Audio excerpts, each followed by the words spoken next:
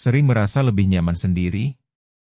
Banyak dari kita yang justru menemukan kedamaian dalam kesendirian.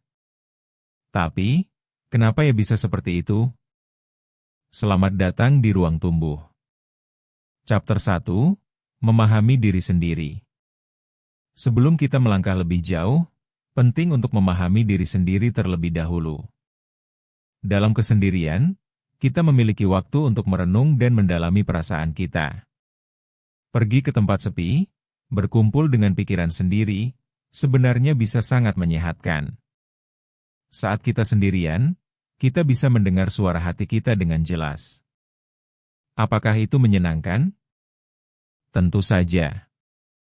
Dengan begini, kita bisa lebih mengenal apa yang kita suka dan tidak suka. Kita bisa belajar untuk merangkul kelebihan dan kekurangan kita tanpa ada tekanan dari orang lain. Kenapa kita terkadang merasa lebih nyaman sendirian? Mungkin karena kita tidak perlu merasa terbebani oleh ekspektasi orang lain. Dalam kebisingan dunia, kita seringkali mengabaikan apa yang kita butuhkan. Waktu sendiri memberikan kita kesempatan untuk mereset pikiran dan hati kita. Melalui refleksi ini, kita bisa menemukan kejelasan dan ketenangan yang sering hilang dalam keramaian. Kita juga memiliki kesempatan untuk mengenali ulang impian dan keinginan yang sering terabaikan dalam kesibukan sehari-hari. Chapter 2, Menghadapi Ketakutan akan Kesendirian. Ketika mendengar tentang kesendirian, seringkali muncul ketakutan. Apakah kita akan merasa kesepian? Apakah kita akan kehilangan koneksi? Namun, penting untuk diingat bahwa kesendirian bukan berarti kita sendirian. Kita masih memiliki diri sendiri. Ketika rasa takut itu muncul, cobalah untuk menghadapinya. Tanyakan pada diri sendiri, apa yang sebenarnya aku takuti? Kadang, ketakutan itu berasal dari pikiran negatif yang tidak beralasan. Dengan mulai merangkul kesendirian, kita bisa memperbaiki pemikiran tersebut. Proses ini tidak mudah, tapi sangat mungkin. Ketika kita belajar untuk nyaman dengan diri sendiri, kita menjadi lebih berani dalam menghadapi dunia luar. Kita tidak hanya menjadi lebih mandiri, tetapi juga lebih kuat. Berani menghadapi ketakutan tidak berarti kita tidak merasa. Kita justru menjadi lebih peka terhadap apa yang kita butuhkan. Dengan memiliki keberanian untuk menghadapi ketakutan ini, kita dapat membuka diri terhadap peluang baru dan pengalaman yang sebelumnya terasa menakutkan. Ingatlah, perjalanan ini mungkin terasa berat di awal, tetapi setiap langkah yang diambil akan semakin mendekatkan kita pada pemahaman yang lebih dalam terhadap diri sendiri. Chapter 3, Seni Menikmati Waktu Sendiri. Bagaimana jika waktu sendiri itu bisa jadi momen yang sangat menyenangkan? Ada banyak cara untuk menikmati waktu sendiri. Pertama, cobalah melakukan hal yang kamu suka, tanpa mengkhawatirkan pendapat orang lain. Entah itu membaca buku, berkebun, atau mungkin melukis, apapun yang membuat kamu merasa hidup. Kedua, luangkan waktu untuk berjalan-jalan di alam. Menikmati keindahan alam bisa memberikan ketenangan yang luar biasa. Ketiga, coba untuk mantapkan fokus pada hobi baru.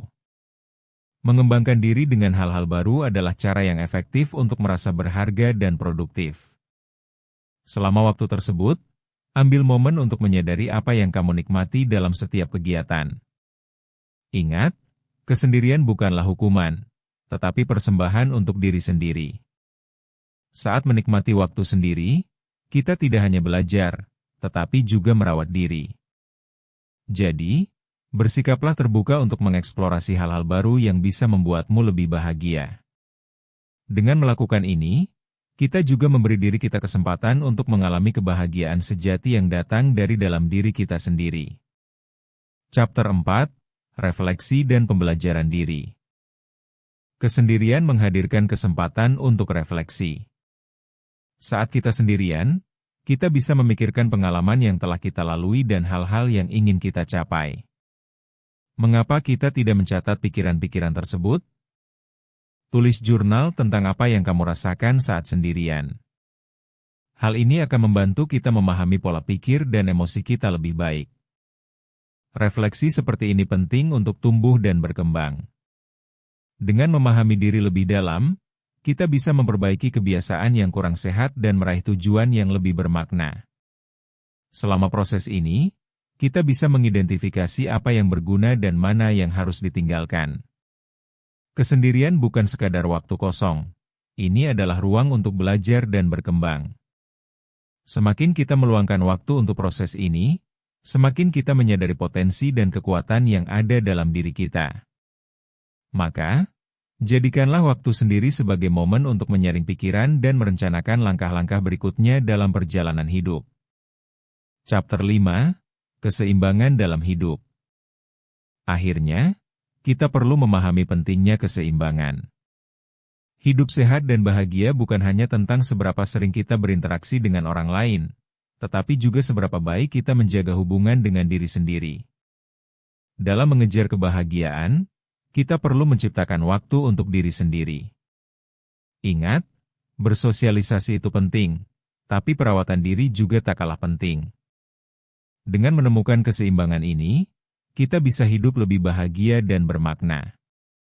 Keseimbangan ini membantu kita untuk tidak merasa terbebani oleh tuntutan dari dunia luar, sambil tetap menjaga hubungan sosial yang sehat.